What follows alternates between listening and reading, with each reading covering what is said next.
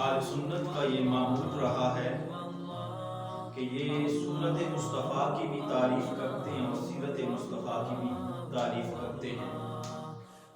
بعض لوگ یہ تنقید کرتے ہیں کہ تم سورت مصطفیٰ کی تعریف کرتے اور سیرت مصطفیٰ کی تعریف نہیں کرتے، اور یہ ساتھ کہتے ہیں کہ سورت میں کیا رکھا ہے، حضور کے کردار کی بات کرو، حضور کے اخلاق کی بات کرو، حضور کی سیرت کی بات کرو۔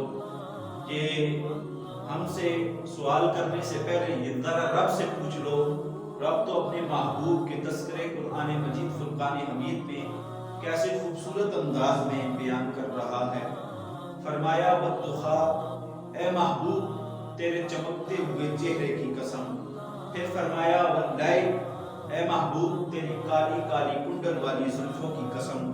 پھر فرمایا طٰہٰ، اے 14ویں رات کے چاند۔ فرمایا یاسین، اے ساری دنیا کے آقا اور مولا۔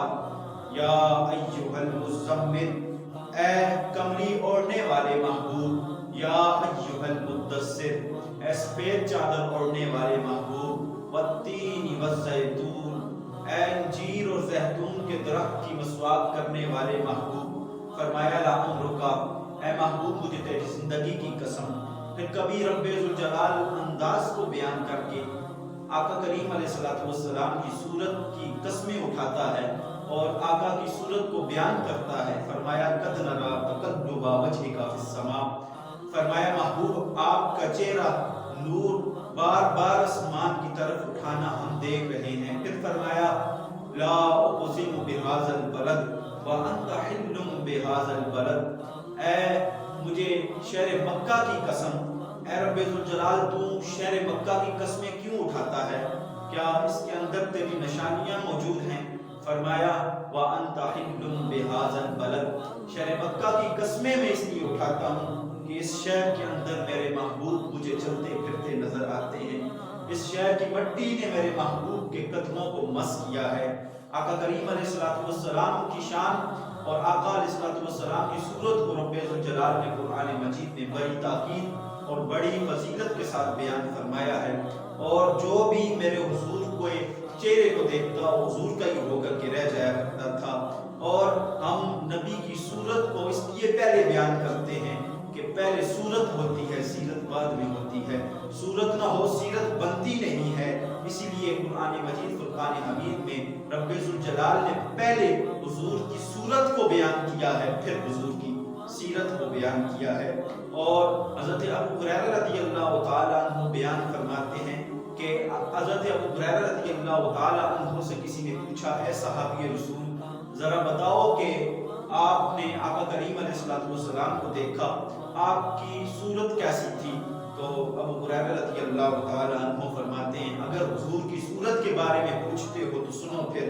فرمایا کأن الشمس تجری فی وجہہ، جب ہم حضور کا چہرہ دیکھتے تو یوں لگتا کہ سورج آپ کے چہرے میں چمک رہا ہے۔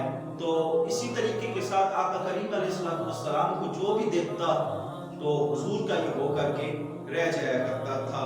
ایک نوجوان جس کا نام ابو قرصافہ ہے، وہ بکریاں چراتا تھا اور اپنی خالہ کے ہاں قیام پذیر تھا۔ ایک دن اس نے حضور کو دیکھ لیا، اور خوش قسمتی کی بات یہ ہے کہ حضور نے بھی اس کو دیکھ لیا۔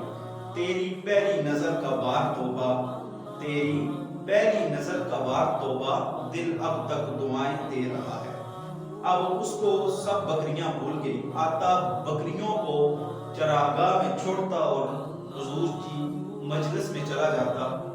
تو ایک دن اس کو خالہ کو پتہ چل گیا کہ ابو قرصافہ جا کر کے وہاں بیٹھ جاتا ہے، تو خالہ نے بڑی سختی کے ساتھ اسے منع کیا کہ آج کے بعد تو نے حضور کی مجلس میں نہیں جانا، حضور کی بارگاہ میں نہیں جانا۔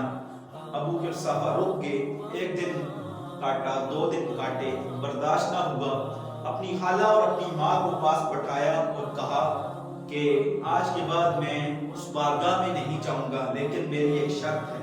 پوچھا خالہ اور ماں نے کیا شرط ہے؟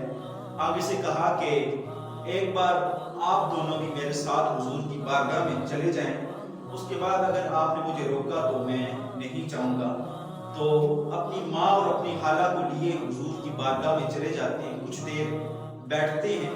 جب حضور کی بارگاہ سے نکلتے ہیں اور راستے میں ابو قحافہ کا دل جو ہے وہ دھڑک رہا تھا اور دل میں یہ سوچ رہا تھا کیا پتا خالہ اور ماں کی ماں سے اپنی زبان سے جو ہے وہ کیا جواب دیں گے حضور کی شان کے مطابق۔